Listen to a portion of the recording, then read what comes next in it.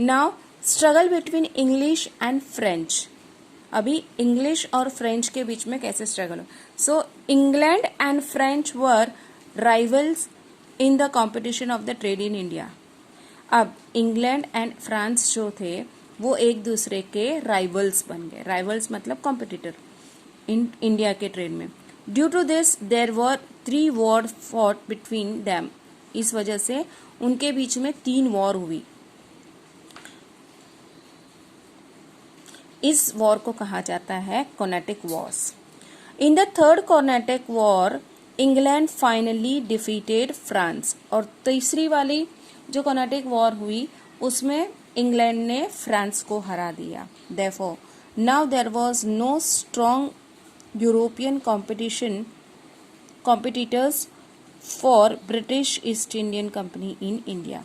अब इसके बाद कोई भी यूरोपियन कॉम्पिटिटर नहीं बचा था ईस्ट इंडियन कंपनी के सामने। अब वो अकेले ही रूल कर रही थी इंडिया में। रूल नहीं, सॉरी, अपना बिजनेस कर रही थी। अब foundation of rule of Indian company in Bengal. Bengal province was one of the most prosperous province in India. यानी बंगाल प्रोविंस था वो बहुत ही प्रोस्पेरस था। In 1756 AD Sirajuddaulah became the Nawab of Bengal. और 1756 में सिराजुद्दौला जो थे वो बंगाल के नवाब बने। East India company officers misused trade connections obtained from Mughal emperor in Bengal province. और जो उन्होंने बंगाल प्रोविंस में जो मुगल एम्परर से जो अपने ट्रेड के जो परमिशन ली थी उनका वो मिसयूज करने लगे ईस्ट इंडियन कंपनी वाले। अब क्या हुआ था। So the English built a fortification around the factory at Kolkata. Means उन्होंने फोर्टिफिकेशन बनाया कंपनी के आसपास without the permission of the nawab. और नवाब के परमिशन के बगैर। Hence Sirajuddaula captured the factory at Kolkata and this created discontent in England. Discontent. So Robert Clive diplomatically bribed Mir Jafar. अब क्या हो गया कि इसलिए सिराजुद्दौला ने क्या किया, वहाँ की जो कलकत्ता की जो फैक्ट्री थी उनको कैप्चर कर लिया और उसको डिस्कनेक्ट कर दिया।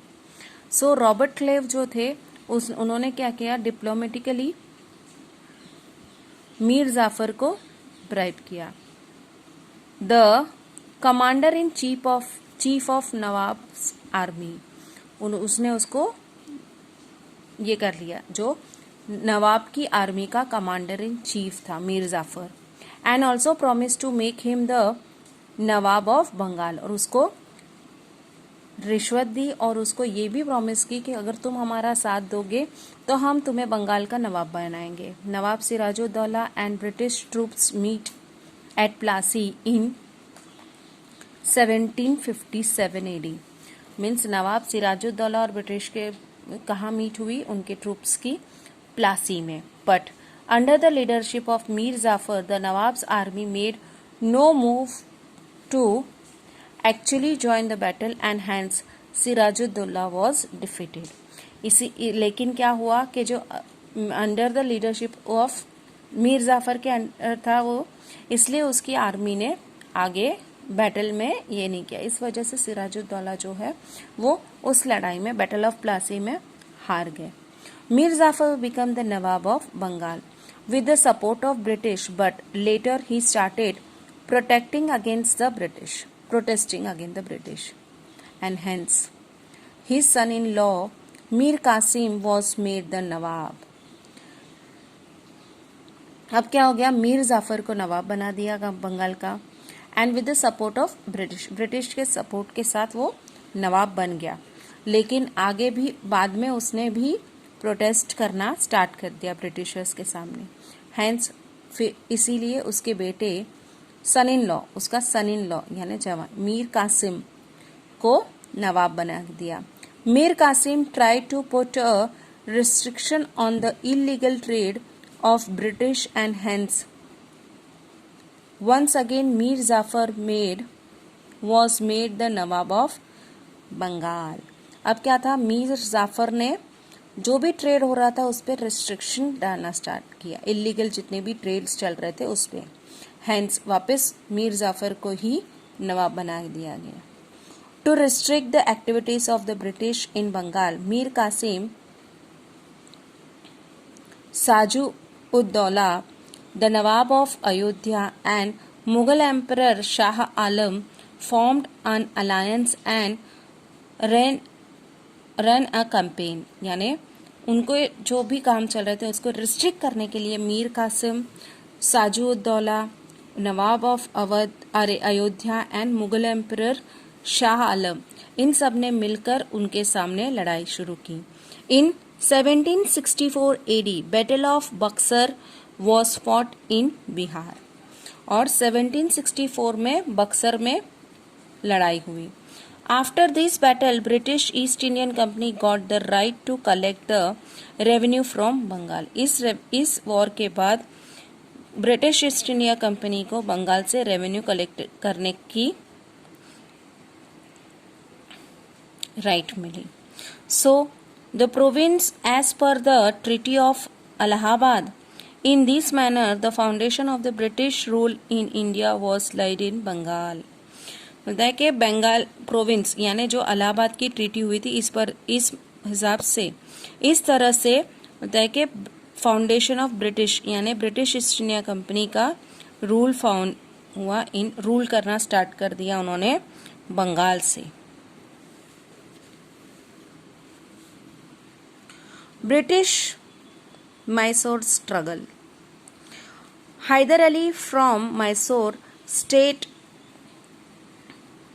rebelled and took control of the Mysore। Haider Ali जो था वो उसने पूरा मैसूर पे अपना कब्जा कर लिया। After the death of the Hyder Ali his son Tipu Sultan became the ruler of Mysore. यानी हैदर अली की डेथ के बाद उसका बेटा टीपू सुल्तान जो था वो वहां का एम्परर बना, उसने वो राज्य संभाला। He tried his best to fight against the British, उसने अपना जितना जोर लगा के ब्रिटिश के सामने लड़ाई शुरू रखी। At the end Tipu Sultan died in the battle of Srirangapatnam in 1799। Srirangapatnam में उसकी डेथ हो गई उसी दौरान। This manner the British took control of the Mysore territory. इस तरह से इसके बाद ब्रिटिश ने मैसूर टेरिटरी के भी अपने कंट्रोल में ले लिया। British control over the Sindh. To strengthen the British power in India, the England turn their attention towards the north west frontier. Means पूरा इंडिया में कंट्रोल करने के लिए उन्होंने नॉर्थ वेस्ट फ्रंटायर को चुना। दे फियर्ड दैट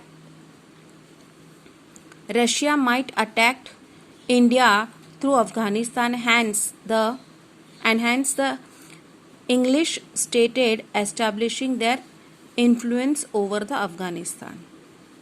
कहते हैं कि उन्होंने सबको ऐसा डराना शुरू कर दिया कि शायद अफगानिस्तान के थ्रू वो रशिया पे, इसलिए वो लोग अफगानिस्तान को अपने इसमें करना चाहते।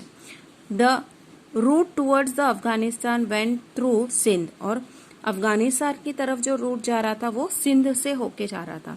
The British understood the importance of the Sindh and hence captured in 1840। अभी उनको सिंध की क्या इम्पोर्टेंस है वो पता चल गया, इसलिए उन्होंने सिंध को भी अपने कंट्रोल में ले लिया।